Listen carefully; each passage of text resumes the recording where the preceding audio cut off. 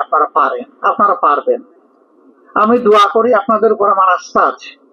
শুধু সিদ্ধান্তের ব্যাপার, শুধু একটা উইল ফোর্সের ব্যাপার। সমাজে অনেক জায়গায় অসঙ্গতি আছে। এই অঙ্গনটা যদি রিস্ট্রাকচার করা যায়, রিফর্ম করা যায়, এইটাকে যদি ক্লিন করা যায়, সমাজের অর্ধেক যন্ত্রণা অটোমেটিক্যালি দূর হয়ে যাবে।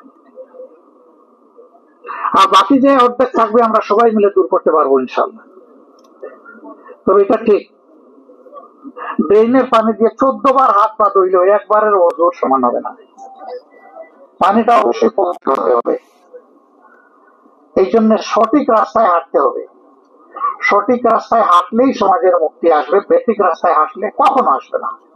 আমি হজ করতে যাব, মস্কোর প্লেনে উঠলে তো আমার মক্কা যাওয়া হবে না, আমাকে জেদ্দা অথবা মদিনার প্লেন ধরতে হবে, হজে যেতে হবে। আমরা মনে করি, বিশ্বাস করি, স্রষ্টা তার সবচেয়ে বেশি ভালোবাসা রাখে। মানব জাতির জন্য ভালোবাসার উপহার হিসাবে যে বিধান এসেছে তার নাম ইসলাম। এটা শুধুমাত্র মুসলমানদের জন্য নয়, সমস্ত বিশ্ববাসীর জন্য। এই ইসলাম বেস্ট সলিউশন। ইসলামের আইনকে চ্যালেঞ্জ করার মতো কোন আইন দুনিয়ায় এখন পর্যন্ত একটা আইন রচনা করতে পারে নাই। আমরা বলি যে আমাদের মাদার ল হচ্ছে ইংলিশ ল। It's untrue. আমাদের মাদার ল হচ্ছে ডিভাইন ল। যতগুলা আইন দুনিয়ায় প্রণীত হয়েছে তার ম্যাক্সিমাম আল্লাহর দেওয়া আইনকে অনুসরণ করে হয়েছে। এই জন্য বিদ্যমান আইনের সাথে কোরআনের আইনের সংঘর্ষ খুব কম জায়গায়। যেই জায়গায় সংঘর্ষ বুঝতে হবে, কোরআনিক ল উইল প্রিভেইল, এবং বাকি যেটা সেটা প্রিভেইল করবে না। আমার সম্মানিত ভাইরা, আমরা রোজার একদম শেষ পর্যায়ে চলে এসেছি।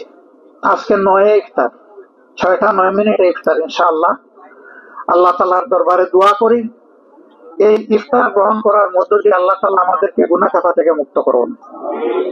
এই দশকটা হচ্ছে মানুষকে আল্লাহ তাআলা মাফ করে দেওয়ার দশক। যাদের নামের তালিকা তৈরি হচ্ছে আল্লাহর দরবারে মাফ করে দেওয়ার জন্য, আমরা যেন সবাই এই 3 হলে যারা আছি এবং আমরা যাদেরকে ভালোবাসি, আল্লাহ যেন তাদের সকলকে মাফ করে দেন। রাব্বুল ইজ্জত যেন আমাদের দেশের প্রতি শান্তির ফয়সালা নাজিল করেন, রহম করেন। একটা ওয়ান্ডারফুল সোসাইটি, একটা হিউম্যানিটারিয়ান সোসাইটি গড়ার জন্য, বিল্ড আপ করার জন্য কোরআনের আইনের ভিত্তিতে আমরা যেন একটা মানবিক বাংলাদেশ গড়তে পারি।